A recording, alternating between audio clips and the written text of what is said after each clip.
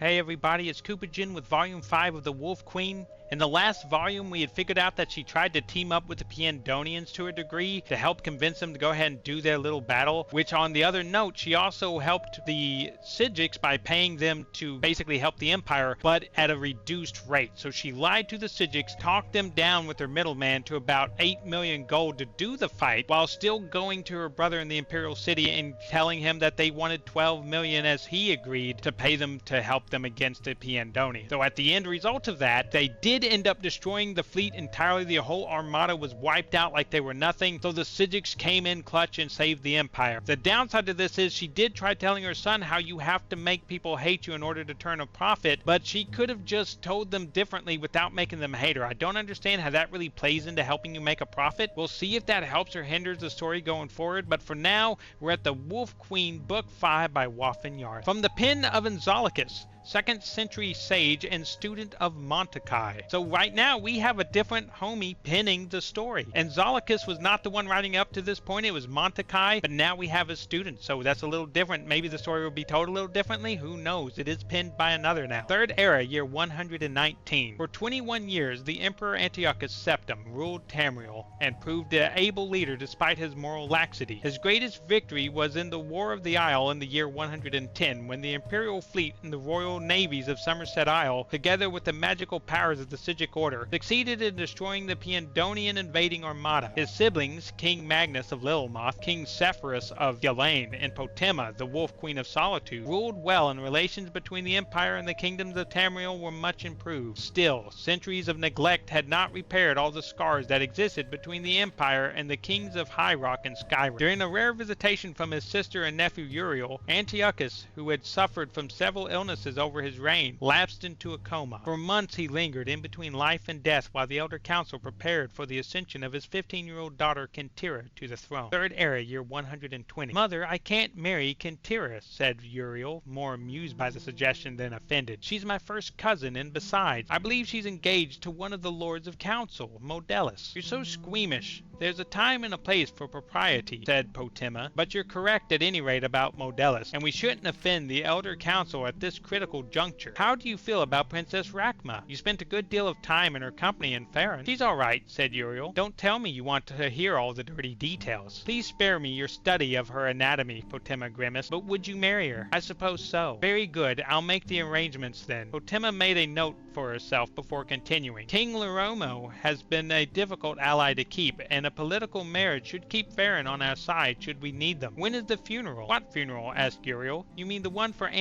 Uncle Antiochus? Of course, sighed Potema. Anyone else of note die recently? There were a bunch of little Redguard children running through the halls, so I guess Sepphoris has arrived. Magnus arrived at court yesterday, so it ought to be any day now. It's time to address the council then, said Potema, smiling. She dressed in black, not her usual colorful ensemble. It was important to look the part of the grieving sister. Regarding herself in the mirror, she felt that she looked all of her 53 years. A shock of silver wound its way through her auburn hair. Long, cold, dry winters in northern Skyrim had created a map of wrinkles thin as a spiderweb all across her face. Still, she knew that when she smiled, she could win hearts, and when she frowned, she could inspire fear. It was enough for her purposes. Potema's speech to the Elder Council is perhaps helpful to students of public speaking. I don't know if that's kind of a note from the author, just kind of noting on how good she does, but, you know, we'll see. She began with flattery and self-abasement. My most august and wise friends, members of the Elder Council, I am but a provincial queen, and I can only assume to bring to issue what you yourselves must have already pondered. She continued on to praise the late emperor, who had been a popular ruler despite his flaws. He was a true septim and a great warrior, destroying with your counsel the near invincible armada of Piandonia. But little time was wasted before she came to her point. The Empress Gisela unfortunately did nothing to temper my brother's lustful spirit. In point of fact, no whore in the slums of the city spread out on more beds than she. Had she attended to her duties in the imperial bedchamber more faithfully, we would have a true heir to the empire, not the half-wit, milksop bastards who call themselves the Emperor's children. The girl called Kintyra is popularly believed to be the daughter of Drusilla and the captain of the guard. It may be that she is the daughter of Drusilla and the boy who cleans the cistern. We can never know for certain, not as certainly as we can know the lineage of my son Uriel, the eldest true son of the Septim dynasty. My lords, the princes of the empire will not stand for a bastard on the throne. That I can assure you. She ended mildly, but with a call to action. Posterity will judge you. You know what must be done. That evening, Potema entertained her brothers and their wives in the map room, her favorite of the imperial dining chamber. The walls were splashed with bright, if fading, representations of the empire and all the known lands beyond, at Mora, Yakunda, Akavir, Piandonia, Thras. Overhead, the great glass dome ceiling, wet with rain, displayed distorted images of the stars overhead. Lightning flashed every other minute, casting strange phantom shadows on the wall. When will you speak to the council?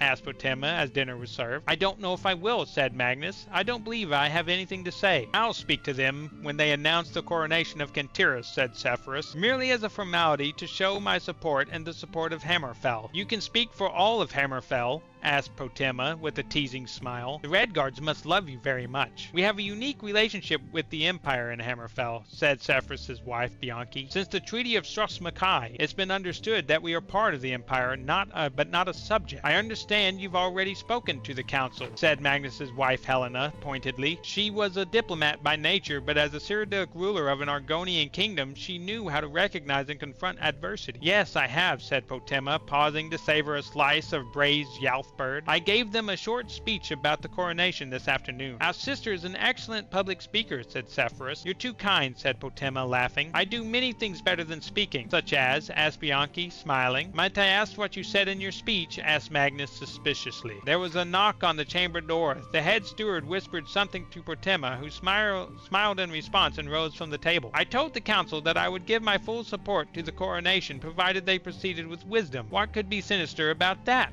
Potema said, and took her glass of wine with her to the door. If you'll pardon me, my niece Kintyra wishes to have a word with me. Kintyra stood in the hall with the Imperial Guard. She was but a child, but on reflection, Potema realized that at her age she was already married 2 years to Mantiarca. There was a similarity, to be certain. Potema could see Kintyra as the young queen, with dark eyes and pallid skin, smooth and resolute like marble. Anger flashed momentarily in Kintyra's eyes on seeing her aunt, but emotion left her, replaced with calm imperial presence. Queen Potema, she said serenely, I have been informed that my coronation will take place in 2 days' time. Your presence at the ceremony will not be welcome, for I have already given orders to your servants to have your belongings packed, and an escort will be accompanying you back to your kingdom tonight. That is all. Goodbye, aunt. Potema began to reply, but Kintyra and her guard turned and moved back down the corridor to the stateroom. The Wolf Queen watched them go, and then re-entered the map. Sister-in-law, said Potema, addressing Bianchi with deep malevolence. You asked what I do better than speaking. The answer is war. Okay, so apparently someone on the Elder Council went back and told Kintyra what had transpired, because she came up to her mad and already told her she's not welcome at the coronation, won't be needed, and that she's actually being sent out. So this made her super angry, because yet again her attempt at trying to backstab someone through gossiping to someone else has went and made her the bad guy in this situation, which rightfully backfired. How this will all pan out, who knows? That's the end of this volume, guys. If you want to see more, let me know. If you want to see different stuff, let me know, and maybe pop a little like down there on the video to show me that you appreciated this. But I thank you guys for hanging out. If you got through the volume, appreciate you, and I hope you guys have a really good night. Now, bye-bye, and thank you.